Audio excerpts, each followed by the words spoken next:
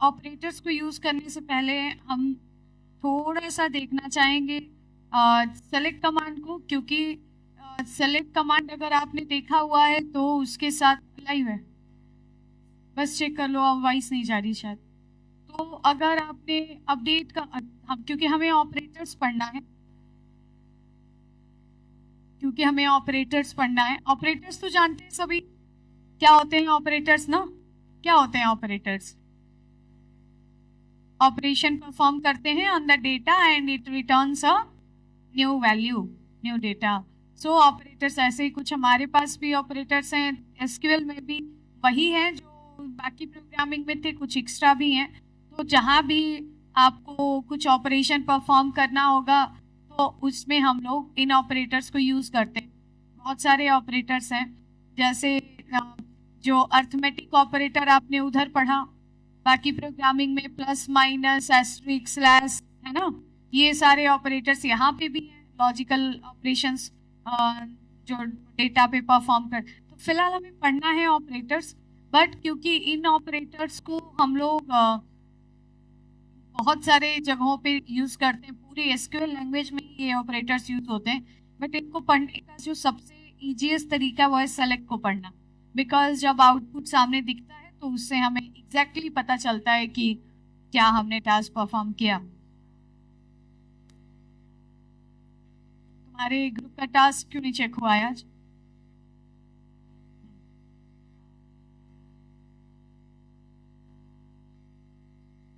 हाँ, तो जाने से पहले करना था, बाकी सबने कब किया? तो सेलेक्ट को पढ़ लेना सबसे आसान तरीका है ऑपरेटर्स को पढ़ना। सेलेक्ट को हम लोग क्यों यूज करते हैं, एक दिन हमने बताया कि सेलेक्ट कमांड डेटाबेस में यूज होने वाला सबसे ज्यादा यूज होने वाला कमांड है, क्योंकि सेलेक्ट कमांड का यूज है क्या? Select command is use to fetch the records from the table. So you can say कि डेटा स्टोर करने का जो हमारा पर्पस है वो यही है कि हम आगे जरूरत पड़ने पे डेटा को निकाल सकें।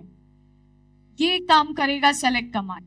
If you want to fetch, if you want to retrieve, retrieve का मतलब होता है गेट करना, रिट्रीव और get any particular record, any particular record from complex database. And means complex, that means it's very like large sized of data you can say। तो बहुत जहाँ पे बड़ा टेबल है, बड़ा डेटाबेस है, बहुत सारे टेबल्स हैं, उन सभी से डेटा निकालना है, ऐसे काम को करने के लिए if you want to retrieve or get any particular record from complex database, select command is used. Select command is used. Select is the mostly used command of the SQL. Select is the mostly used command of SQL. सबसे ज्यादा जिस command को हम use करते हैं, सबसे ज्यादा तरीकों से यूज करते हैं। There are so many methods जैसे हम select कमांड को यूज किया करते हैं। Select command is used. So कैसे हम यूज करते हैं सेलेक्ट कमांड को? बड़ा ही आसान तरीका है, syntax to use select. Select command को यूज हम करते हैं, यूज सेलेक्ट कमांड हम लिखते हैं सेलेक्ट, सेलेक्ट के बाद हम लिखते हैं कॉलम नेम या column names and then a keyword from, and from के बाद लिखते हैं table name. That's it.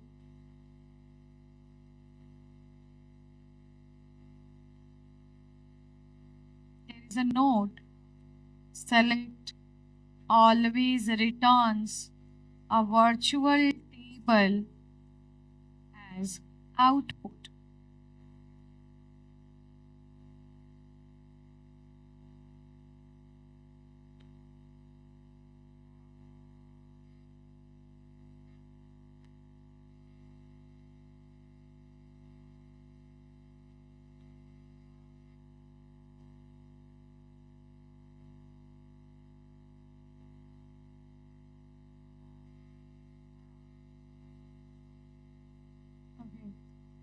Select all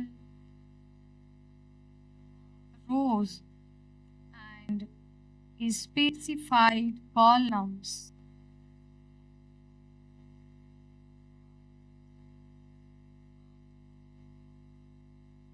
एक और सिंटैक्स है हमारे पास सेलेक्ट को यूज करने का, जिसमें हम सेलेक्ट करना चाहते हैं all rows and all columns of table। उस केस में हम लिखते हैं select asterisk। Asterisk is a operator that represents all। select asterisk और asterisk के बाद from कीवर्ड और उसके बाद लिखते हैं टेबल नेम। तो सेलेक्ट कमांड को हम यूज करते हैं फिलहाल दो तरीकों से। एक, आपने एक टेबल क्रिएट किया और आप इस टेबल से रिकॉर्ड्स को निकालना चाहते हैं, तो फिलहाल हमें ज़रूरत ऐसे, कहीं हमने टेबल्स बनाए एंड कहीं पे हमने टेबल इंसर्ट किया ऐसा, एंड इसमें हमने कुछ रिकॉर्ड्स, कुछ कॉलम्स बनाए और इन कॉलम्स के अंदर हमने कुछ रिकॉर्ड्स स्टोर किया। अब अगर हमारे पास दो तरीका है। हमारे पास पहला तरीका है जहाँ पे तो अगर हम ऐसे सेलेक्ट कमांड को यूज करें, कैसे? हम लिखें सेलेक्ट और सेलेक्ट के बाद और फ्रॉम से पहले यहाँ जो भी हम लिखते हैं वो, जब भी हम सेलेक्ट कमांड यूज करेंगे, जैसे हमने क्रिएट कमांड यूज किया, अभी दो ही कमांड हमने यूज किया है, तो एक हमने क्रिएट कमांड यूज किया, तो जब हमने क्रिएट कमांड यूज किया तो अगर कमांड सक्सेसफुली एग्जीक्यूट हुआ तो हमें आउटपुट क्या मिल रहा है? हमें आउटपुट मिल रहा है कमांड कंप्लीटेड सक्सेसफुली। ऐसा लिख के नीचे आता है ना, कमांड कंप्लीटेड। अगर हमने इंसर्ट कमांड को यूज किया तो इंसर्ट कमांड यूज किया तो आउटपुट क्या आ रहा है? वो लिख के क्या आ रहा है? लिख के आता है 1 रोज अफेक्टेड या 2 रोज। अगर आपने एक साथ बल्क डेटा इंसर्ट किया तो जितने रोज इफेक्ट हुए वो उनका नंबर लिख के आएगा, तो ये नंबर रिटर्न करता है। Create command boolean value return कर, जब भी आप क्रिएट का रिस्पॉन्स गेट करेंगे कोडिंग के थ्रू तो आपको ये बूलियन वैल्यू देगा, यस एग्जीक्यूटेड और not executed. Insert command execute करेंगे तो इंटीजर वैल्यू रिटर्न करेगा, how many rows affected by this command on the server, the number of rows will be return. But जब भी हम सेलेक्ट कमांड यूज करेंगे, select का जो आउटपुट होगा वो क्या होगा? The output would be a virtual table. Virtual table हम किसको कहते हैं? वर्चुअल टेबल हम कहते हैं जो टेबल की तरह दिख रहा है बट एक्चुअली उसका कोई फिजिकल एग्जिस्टेंस नहीं है। लाइक जो भी टेबल्स के फॉर्मेट में आपको डेटा दिख रहा है वो डेटा आपका उसका एक मेमोरी स्पेस है, वो परमानेंटली सेव किया गया है। बट सेलेक्ट कमांड जो आपको आउटपुट रिटर्न करेगा वो परमानेंट नहीं है, उसका कोई फिजिकल मेमोरी स्पेस नहीं है, but it looks like a table. इसको हम कहते हैं वर्चुअल टेबल। तो सेलेक्ट कमांड का जो आउटपुट होता है वो होता है एक वर्चुअल टेबल। तो हम टेबल के फॉर्मेट में डेटा गेट करते हैं और फिर उसको जैसे दिखाना होता है वैसे हम दिखाया करते हैं। तो अगर आप सेलेक्ट कमांड को यूज कर रहे हैं, it will return a virtual table. तो अब ये जो सेलेक्ट कमांड हम यूज करते हैं, सेलेक्ट के बाद और फ्रॉम से पहले आप जो कुछ भी स्पेसिफाई करेंगे वो आपको वर्चुअल टेबल में कॉलम के रूप में दिखेगा। जैसे मैं यहाँ पे लिख दूं सेलेक्ट 2 + 2 सपोज, तो क्या होगा? एक टेबल आएगी, उसमें एक कॉलम होगा और एक वैल्यू होगी 4। प्लस इज ऑपरेटर तो डेटा पे काम करता है, रिटर्न 4। ये 4 जो रिटर्न होगा वो शो होगा आपको एक टेबल के फॉर्मेट में। टेबल बनेगी, एक रो एक कॉलम। अब क्योंकि स्टैटिक वैल्यू है, कांस्टेंट वैल्यू है, तो हमें इसका सोर्स बताने की जरूरत नहीं है कि कहाँ से लिया गया, बिकॉज इसको हम कहते हैं लॉजिकल कॉलम्स। जहाँ हम कॉलम पे कोई ऑपरेटर लगा के कोई नई वैल्यू जनरेट करते हैं उसको हम कहते हैं लॉजिकल कॉलम्स। कुछ कॉलम्स हम लोग डायरेक्ट टेबल से उठा के ऐसे वर्चुअल टेबल में बाइंड कर देते हैं, वो डायरेक्ट टेबल से आए हुए हैं। एक जैसे टेबल में हमने डेटा स्टोर किया, टेबल में हमने डेटा स्टोर किया फी सब सारे स्टूडेंट की फी स्टोर है, बट हमें फी नहीं देखना है, हमें देखना है फी का 10%। तो हम उस कॉलम पे लॉजिक लगाएंगे और लॉजिक लगा के एक नया कॉलम जनरेट करेंगे, that is a logical column that is being showed in the virtual table. तो अब हम अगर कॉलम्स किसी सोर्स से लिए गए हैं तो उसके लिए आपको फ्रॉम कीवर्ड यूज करना पड़ेगा।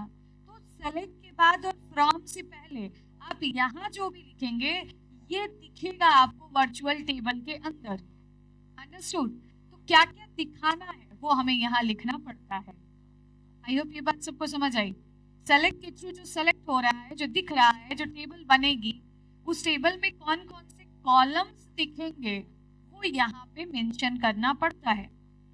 अब अगर वो कॉलम्स डायरेक्ट किसी टेबल से लिए गए हैं तो हम डायरेक्ट कॉलम के नाम लिख दिया करते हैं।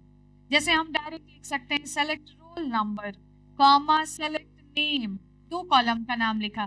तो अब रोल नंबर और नेम इज आइडेंटिफायर कहाँ से लिए गए हैं उनका सोर्स बताना पड़ेगा। फ्रॉम के बाद लिखना पड़ेगा टेबल का नाम, हमने लिख दिया TBL_student। ऐसा अगर ये सिंटेक्स सभी को समझ आ रहा है।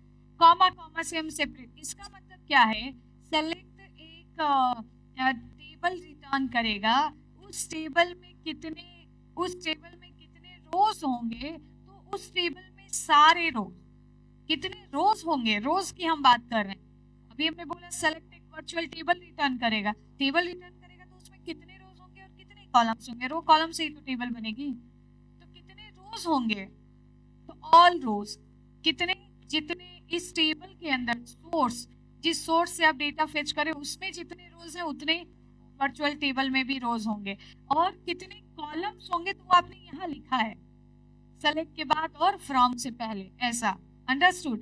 अब हमने यहाँ पे जब आपको टेबल में बहुत सारे कॉलम्स हैं और आपको सारे कॉलम्स दिखाने हैं सेम सीक्वेंस में जैसा टेबल में, तो हम एस्ट्रिक नाम की कीवर्ड को यूज, तो हमने लिखा select asterisk that means all columns और फिर सोर्स बताना पड़ेगा। तो हमने लिखा फ्रॉम TBL स्टूडेंट, ये क्या रिटर्न करेगा, ऑल रोज, एंड यहाँ एस्ट्रिक लिखा है, इसका मतलब ऑल कॉलम्स। हम ऐसे भी लिख सकते हैं, हमने लिखा सेलेक्ट एस्ट्रिक कॉमा, हमें एक एस्ट्रिक लिखने का मतलब all columns of the source, all column of the source, asterisk all column of the table. लेकिन ऑल कॉलम के बाद मुझे एक और कॉलम चाहिए था, तो हमने कॉमा लगाया, फिर जो जो लिखना है आप लिखो, उसके अलावा और जो कॉलम्स बाइंड करने वो भी आप लिख सकते हो। हमने कॉमा लगाया, हमने लिखा हमें चाहिए, सपोज एक कॉलम है फी नाम का, हमें चाहिए फी का 10%, तो फी एक कॉलम है, इसका 10% कैसे निकलेगा, तो मल्टीप्लाई बाई 10 डिवाइड बाई 100। ऐसा। अब ये लॉजिकल कॉलम है, direct as it is get नहीं किया गया है, कॉलम के ऊपर ऑपरेटर्स लगा के एक नया डेटा जनरेट किया गया है। तो इस केस में ऐसा, और फिर हमने लिख दिया फ्रॉम और TBL स्टूडेंट। अब कितने कॉलम्स दिखेंगे, जो वर्चुअल टेबल होगी उसमें TBL स्टूडेंट के सारे कॉलम प्लस 1 है ना। ऐसा हमने लिखा, इसके बाद मुझे नेम दोबारा देखना है, कॉमा लगा के नेम लिख दिया, दोबारा दिखेगा नाम। तो आप इस तरीके से भी इसको कर सकते हैं कोई भी। अब होता क्या है कि जो वर्चुअल टेबल होगी उसमें अगर as it is columns get किए गए तब तो उनका नाम सेम ऐसा दिखेगा जैसा कि सोर्स में दिख रहा था। लेकिन अगर लॉजिकल कॉलम्स हैं जैसे ये वाला, तो आपको उसकी जगह पे दिखेगा नो कॉलम नेम, उसकी जगह पे आपको दिखेगा नो कॉलम नेम। तो नो कॉलम नेम जहाँ पे दिखे उसकी आप एलियासिंग कर सकते हो, और एलियासिंग करने के लिए, एलियासिंग का मतलब कॉलम्स के वर्चुअल टेबल में कॉलम का नाम बदलना, तो उसके लिए हम एक कीवर्ड यूज करते हैं एज, और एज के बाद आप कोई भी एक नया नाम, नया आइडेंटिफायर कॉलम को दे सकते हैं। जैसे हमने लिख दिया as, suppose this 10% is the examination fee, तो हमने लिख दिया एज, और यहाँ पे हमने लिख दिया एग्जाम फी, या इसको हम सिंगल कोट्स में भी डाल सकते हैं, एज सिंगल कोट्स में डाल दिया एग्जाम फी।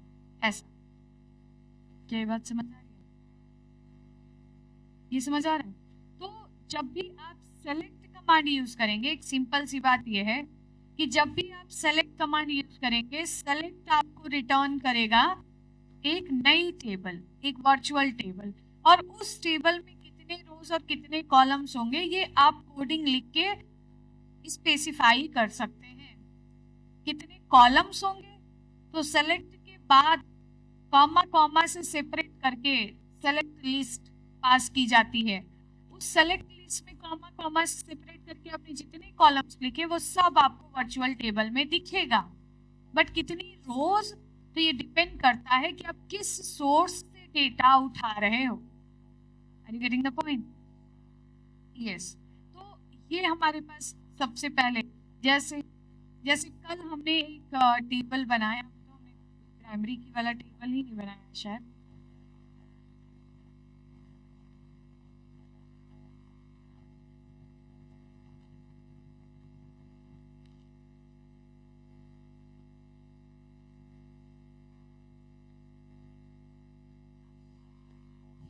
ओके, तो फिलहाल के लिए मेरे पास ये एक टेबल है और इस टेबल के अंदर पहले से 8 रिकॉर्ड्स स्टोर किए गए। अब मैं अगर DB1 पे राइट क्लिक करके न्यू क्वेरी लिखूं और यहाँ पे मैं लिखूं सेलेक्ट, और मैंने कुछ कॉलम के नाम लिखे, सारा नहीं, कुछ कॉलम्स के नेम्स, जैसे मैंने लिखा सेलेक्ट नेम कॉमा जेंडर,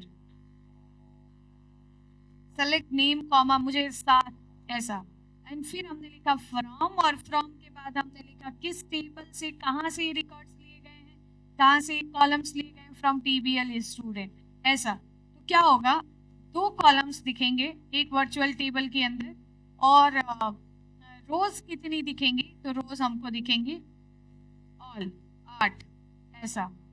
तो ये मुझे सिर्फ 2 कॉलम के साथ एक वर्चुअल टेबल, ये जो सेलेक्ट ने रिटर्न किया रिजल्ट सेट इसको हम कहते हैं, तो ये जो रिजल्ट है ये हमारे सेलेक्ट का आउटपुट है। अब इसमें आपको कितने, लाइक हमने कॉमा लगाया और मैंने एक और लिख दिया, हमने लिख दिया 3+2। अब कॉमा कॉमा से सेपरेट करके आपने जितने कॉलम्स बताए हैं वो सब आपको, मतलब एक नई टेबल जो आएगी उसमें कितने कॉलम्स दिखेंगे, 3। पहला नेम जो डायरेक्ट किसी टेबल से पिक किया गया, दूसरा जेंडर जो डायरेक्ट किसी टेबल से पिक किया गया, तीसरा ये लॉजिकल कॉलम है जिसे लॉजिक के थ्रू जनरेट किया गया है। ये बात तो सबको समझ आ रही? तो कितने कॉलम्स दिखेंगे, 3। कितनी रोज दिखेंगी, ऑल 8। 8 रोज है टेबल में, 8 दिखेंगे, यही ज्यादा होती जितनी होती उतनी दिखती। तो क्या दिखेगा, हर एक रो का नेम कॉलम, हर एक रो का जेंडर कॉलम, और हर एक रो में एक और कॉलम होगा जो इस लॉजिक से आएगा, मतलब 3+2 डायरेक्ट 5। अब ये अगर हमने एग्जीक्यूट किया तो यहाँ पे 2 कॉलम जो डायरेक्ट सोर्स से पिक किए गए उनका तो नाम शो हो रहा है, तीसरा जो आपने कोडिंग से जनरेट किया वहां पे शो हो रहा है नो कॉलम में। तो नो कॉलम नेम को अगर हम रिजल्ट सेट में दिख रहे डेटा को या कॉलम्स को एक नया नाम देना चाहते हैं तो हम कीवर्ड यूज करते हैं एज, और एज के बाद आप कोई भी एक आइडेंटिफायर पास कर सकते हैं। जैसे हम कुछ भी लिख सकते हैं, हमने लिखा सपोज टोटल या व्हाटएवर, जो भी आपको लिखना है वो आप लिख सकते हैं। तो ये हमने लिखा और फिर हमने इसको एग्जीक्यूट किया और अब फिर से हमें रिजल्ट सेट में 3 कॉलम्स दिख रहे हैं। ये वर्चुअल टेबल है that doesn't have any physical space but it looks like a table.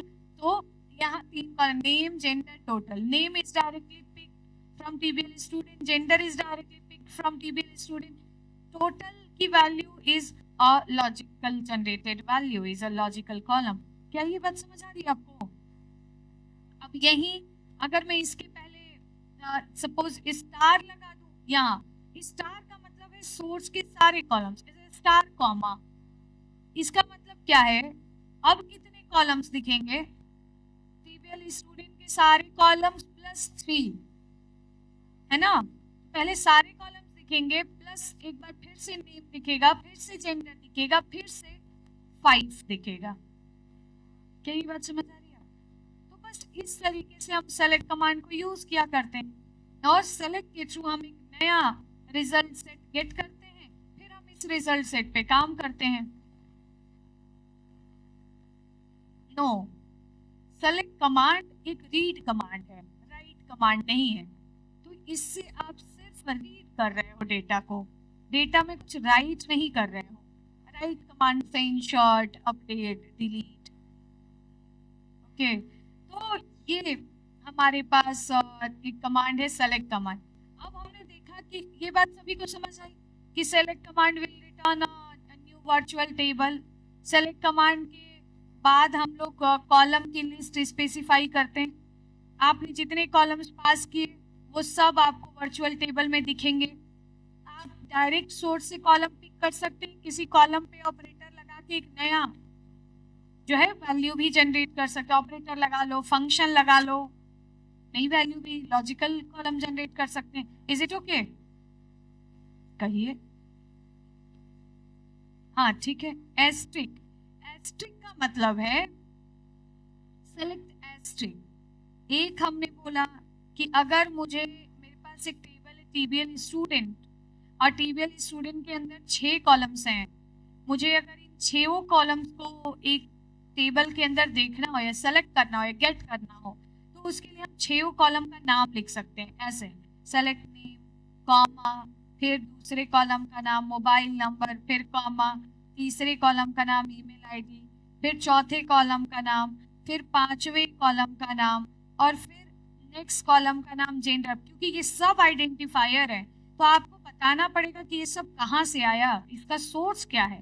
तो फिर सोर्स के लिए हम लिखते हैं फ्रॉम, और फ्रॉम के बाद लिखते हैं सोर्स। सोर्स है इसका टीबीएल स्टूडेंट, टेबल का नाम। एक तो मेरे पास ये तरीका है, तो क्या होगा, इस टेबल के ये सारे कॉलम्स दिखेंगे। एक मेरे पास ये तरीका है कि सारे कॉलम का नाम एक एक करके लिखने के बजाय इसी की जगह पे हम एस्ट्रिक लिख सकते हैं। Asterisk that means all columns. तो अब एस्ट्रिक हमने लिखा, फिर अभी भी आउटपुट वही आएगा ऐसा, बशर्ते इसमें आप अपने हिसाब से सीक्वेंस को बदल भी सकते हैं। यहाँ ईमेल आईडी ना लिख के यहाँ ईमेल आईडी लिख दिया, सॉरी, यहाँ ईमेल आईडी ना लिख के हमने यहाँ पे ईमेल आईडी लिख दिया। बट एस्ट्रिक के केस में means all columns as it is pick किए जाएंगे सोर्स से, आप उसके सीक्वेंसेस में चेंजेस नहीं, ऐसा अभी भी सेम आउटपुट। अब मैंने कहा कि एस्ट्रिक ऑल कॉलम हमने सेलेक्ट किया, और ऑल कॉलम्स के बाद भी अगर मुझे कुछ और भी सेलेक्ट करना है तो कॉमा लगा के फिर नया कॉलम बना सकते हैं। अंडरस्टूड?